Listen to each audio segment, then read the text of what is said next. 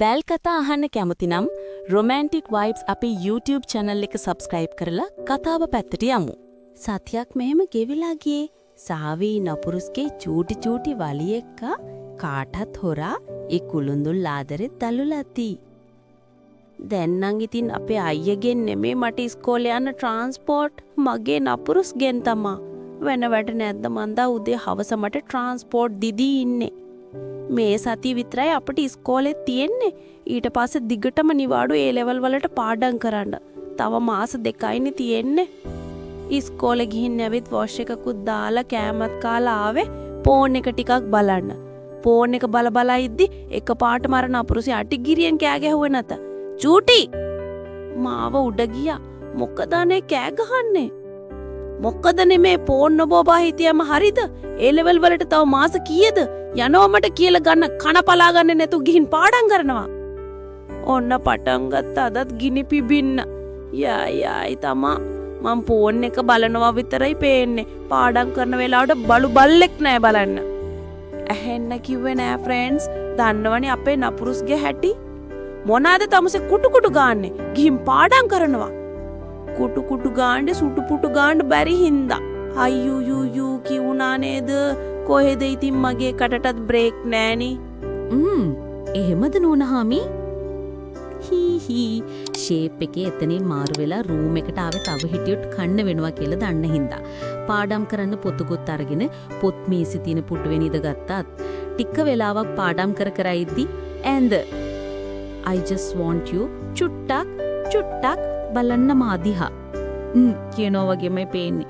දැන් නම් පුටු ඉදගෙන ඉන්න අමාරු තත්වයක් තමයි තියෙන්නේ. මගේ චූටි පස්ස නිකන් ගිනි ගන්නවා වගේ. ආයෙ එද දිහා බැලුවම ඇඳ මට එන්න කියලා අත්ත වනනෝමයි පේන්නේ. ඔච්චරම එන්න කියන එකේ චුට්ටක් ඇඳට ගිහින් පාඩම් කරනවා කියලා ඇවිත් ඇඳෙන් ඉදගත්තා. මං මේ අමතර දැනුමට කියන්නේ ප්‍රින්ස් පාඩම් කරන්න කියලා හිතාගෙන ඇඳට නම් යන්න එපා. එයි කියලා අහන්න එපා. යන්න එපා කියන්නේ එපා හින්දා.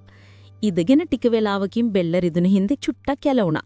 ඇලවුණා තමයි මන් දන්නෙත් නෙදු නින්ද ගිහින් ඉති.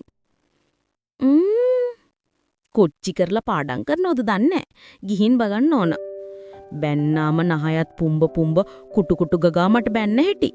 පිස්ස කොලම. ඔන්න දැන් තමයි නපුරුස්ට පිස්ස කොලම පේන්නේ. නපුරුස් රූම් එකට යද්දි පොතත් මූණ උඩ තියාගෙන පස්සත් උඩ දාගෙන නිදාගෙන ඉන්න සාවිව දැක්කම නම් මල යකා වැහුණා.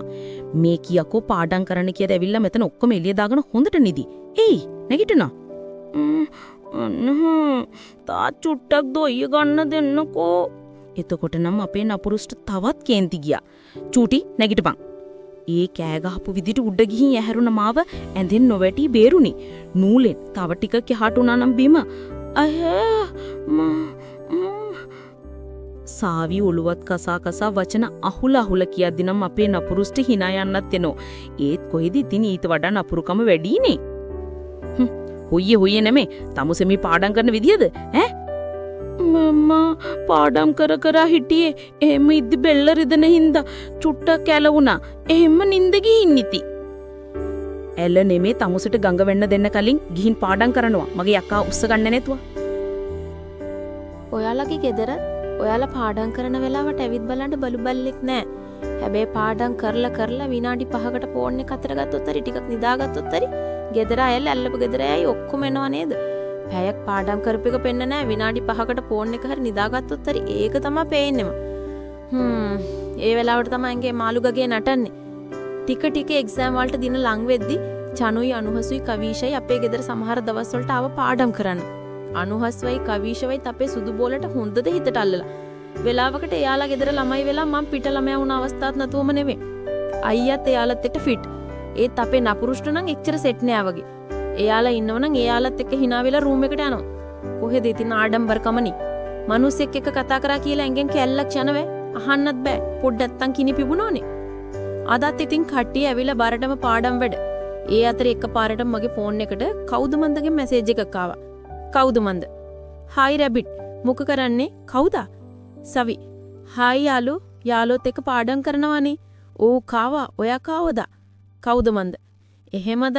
පාඩම් කරන්නේ නම්? ඔව් මම කාවහ පංචියේ. සවි. හරි බයි. කවුද මන්ද? බයි සවි. ඒත් එකපාරට මගේ අත වැදිලා කෝල් එක ගියේ යාට. එතකොටම අනුහස්ගේ ෆෝන් එකත් රින් වුණා. මං කලින් දැක්කා මං කවුද මන්දකින් chat කරද්දි ආත් කාත් එක්ක chat කරනවා. ඒත් මට ඒකේ එච්චර ගාණක් ගියේ නෑ. ඒත් මගේ කෝල් එක ඇද්දි මෙයාටත් කෝල් එකක් ආවේ කොහොමද? අනිකේ යාගේ මූණත් එකපාරක වෙනස් වුණා. එතන නම් මට සැක නොහිතුනම නෙවෙයි. මේක චනුවට කියන්න ඕන උනත් කට්ටි ඉන්න හින්දා කියන්න බෑ. මං නැගිටිලා වොෂ්රූම් එකට අනවා කියලා ආවා. ඇවිත් චනුවට මැසේජ් එකක් දැම්මා. සවි මේ සුදු ටිකක් අතට එන්නකෝ. චනු තොට පිස්සුද මේ ළඟ ඉඳලා ගිහින් MSG දෙන්නේ? සවි අනේ වරින්කෝ. චනු ඉඩහම් තොට දෝදුද මේ එක ළඟ ඉඳගෙන ඉඳලා ආයේ ගේ ඇතුළට එන්න කියන්නේ මෙසේජ් දාලා. සවි තොගේ ওই ටිම්බෙල් එක්ක කටවහ ගනිම්කෝ. එනෝකෝ යන්න රූම් එකට. චනු ඈ තෝ කවදා ඉඳන්ද ලෙස්බියන් උනේ? මං කෑ ගහමා හැබැයි. චී සාවි මනෝවට ආස නෑ උන්දේ. අපේ අම්මා පොඩි කාලේ ඉඳන් බේබි සබන් ගාලා නෑව චූටි මන්නම් ඕවට ආස නෑ. සවි ලෙස්බියන් තෝගේ සීයා. මෙහෙවර තොට මුකුත් කරන්න මට ඕනේ නෑ. පොඩි දෙයක් කියන්න තියෙනවා. චනුවත් ඇදගෙන රූම් එකට ගිහින් උණු දේවල් ඔක්කොම මුල ඉඳන් කිව්වේ. ඒකිගෙත් ඇස් ජිල් බෝල සයිස් වෙද්දි මේ ඇත්තටම එතකොට ඒ අනුහස්ද? ෂුවර් නෑ චනුවෝ. ඒක අදම හොයාගන්න ඕන. කොහොමද හොයාගන්නේ? මෙන්න මෙහෙම කරමු. ඔයා අනුහස්ගෙන් ෆෝන් එක ගෙදර යද්දි ඉල්ලගන්න. ඔයාලගේ ගෙදරට කෝල් එකක් ගන්න කියලා. ඊට කලින් මට ඔයා මැසේජ් එකක් දාලා ඉන්න. ඔයා ෆෝන් එක ගත්තාම මාත් මෙහෙන් කෝල් එකක් ගන්නම්. එතකොට අපි බලමු ඒ අනුහස්ද කියලා. කොහොමද සාවිගේ මොලේ? ටිකිරි මාරණි කන්නේ. චානු සුපිරි. සවි දැන් යන් ඉස්සරහට නැත්තම් අරුන්ට සැක හිතෙයි. දෙන්නත් එක්ක නෝමල් එක එළියට ආවි මුකුත් නොවුණු ගානට. හවස කට්ටිය තේත් බීලා අද කලින්ම යන්න ලෑස්ති වුණා. පුතේ මම මේ ඔයාලට කියන්න හිටියේ තව එක්සෑම් වලට මාසයක් වගේනේ තියෙන්නේ. ඒකින්ද මම බැලුවේ අනුරාධපුරේ ගිහින් බහරයක් වෙලා එන්න. ඔයාලා ගෙවල් වලින් අහලා සවිට පණිවිඩයක් දෙනවද පුතේ? ආ ඌ නේද ආන්ටි. අපි ගෙවල් වලින් අහලා පණිවිඩයක් දෙන්නම් ආන්ටි. නේද අනවසෝ? හරි පුතේ. එහෙනම් ආන්ටි අපි ගිහිල්ලා එන්නම්. හරි පුතේ පරිස්සමින් යන්නලා. බුදු සරණයි. හරි ආන්ටි. සාවි එහෙනම් අපි කැපුණා. හරි කවීෂ පරිස්සමින් යන්නලා. බායි සාවි. චනු එහෙම කියලා හැක්කුත් ගෙහුවා. මාත් hina වෙලා කට්ටියටම බායි කිව්වා. අනේ අනුහස් මොකියා බන් අහන්නේ නඩන්නේ? ගෙදරට කෝල් එකක් ගන්න ෆෝන් එක ටිකක් දියන්කෝ. මොගියගේ සල්ලි නේ. ආගනින්. උඹලවර ෆෝන් දියන්නේ ඉන්නේ මොකටද? පොළවේ ගහපන්කෝ. පොළවේ ගහන්න කියන්නේ අය ඔබ දරන් දුන්නේ? ඕපෝ මේ කිල්ලුන්ගේ කටවල් නම් මුන්ට කියන කට හොඳයි ගලක උලාගෙන ඒ ගල අරන් ඔලුවට ගහ ගන්නවා. ඉතින් ගහගනින්කෝ කවුද එපා කිව්වේ?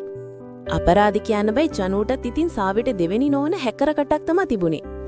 කෙල්ලොන්ට උපතින් මෙන්න හැකියාවක්ලුනි ඕන තරම් කියවන්න පුළුවන් එක. ඒක මේ ඩබලටත් මදි නොකියන්න පිහිටලා තිබුණා. චනු ෂේප් එකේ සාවිටත් මැසේජ් එකක් දැම්මා.